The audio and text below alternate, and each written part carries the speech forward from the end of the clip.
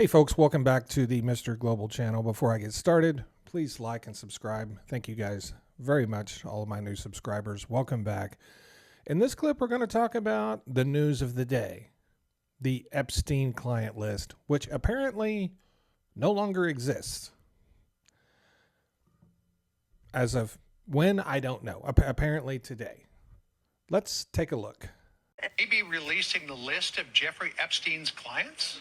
Will that really happen? It's sitting on my desk right now to review. That's been a directive by President Trump. I'm reviewing that. So there you have it. That was Pam Bondi back in February saying the Epstein list was on her desk and she was about to read it. And this is a lie. Well, I'm not sure. We've been told there is an Epstein list for many, many years, mostly by Republicans. I'm sure some Democrats have stated that as well. I believe there is a list. I believe this is the lie. I don't think it was a lie that there was never a list. I believe this is a lie. Jeffrey Epstein had far too many clients and far too many victims and far too many extremely wealthy clients to not have a list. But what's really puzzling to me is that this is the lie that the Republicans have chosen to get really upset about, and they are roasting Donald Trump and Pam Bondi, especially on X today, just blowing it up. Just why this lie? Why is this the lie? With all of the egregious, ridiculous lies we've been told, why is this the one that is a bridge too far? We were literally told children were getting sex changes in school. That wasn't a problem. We were told that Democrats were performing post-birth abortions. We were told they were knocking babies in the head to kill them after they were born.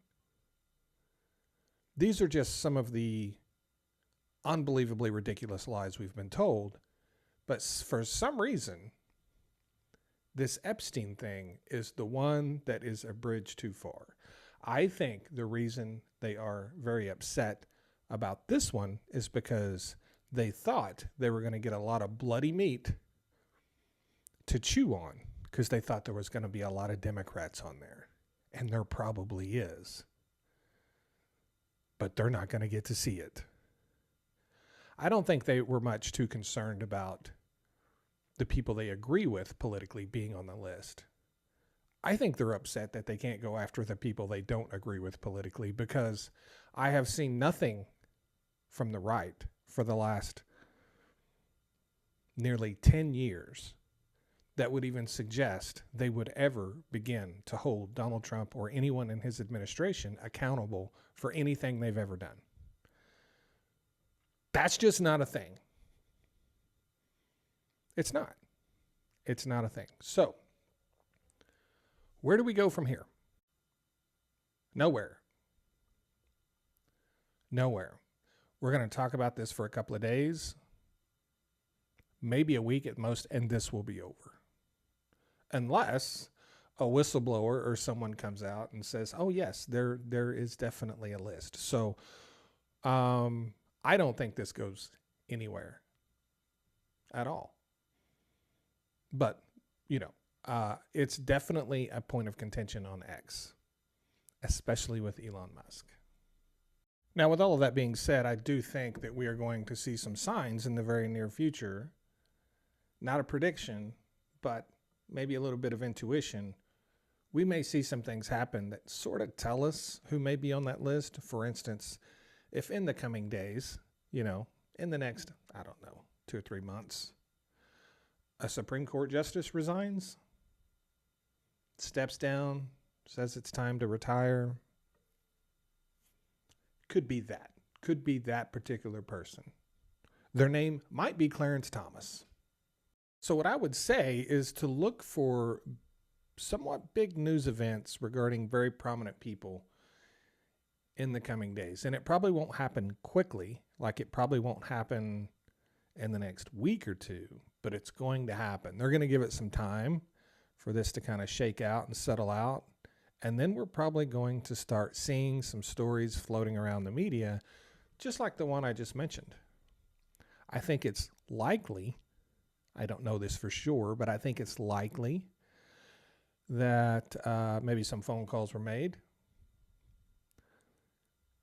to Clarence Thomas and said, you need to resign. We will, it ensures Donald Trump another Supreme Court pick, which would further solidify the court for many more decades to come, assuming he picks a very young person. He has said he will. That way the conservatives can have full control of that court for a very long time. I would be looking for that to happen. I'm not saying it's going to happen. I would be looking for it, though. There's some really fishy stuff going on here. I think it's above and beyond what we believe could be. I think a lot of people just assume that Donald Trump is on the list. I don't know that. I'm not saying that. But I do think there's a lot of prominent people in right-wing politics and left-wing politics both that are on that list. And I think they're using it to get things that they want. The list is much more valuable to them if we don't know about it, in my opinion. In addition to that, moving on to something else. Today, I signed a contract with Forbes. I am now a Forbes contributor, Forbes energy contributor. So you will see me in the coming weeks and months and years, hopefully, writing articles for Forbes magazine. And at Forbes, that will be energy only. I'm not going to be writing about other things. I'm an energy contributor, and that's what I'm going to be doing. I plan to shake it up a little bit at Forbes. There are going to be some articles. I've read a lot of the pieces on energy that they've done.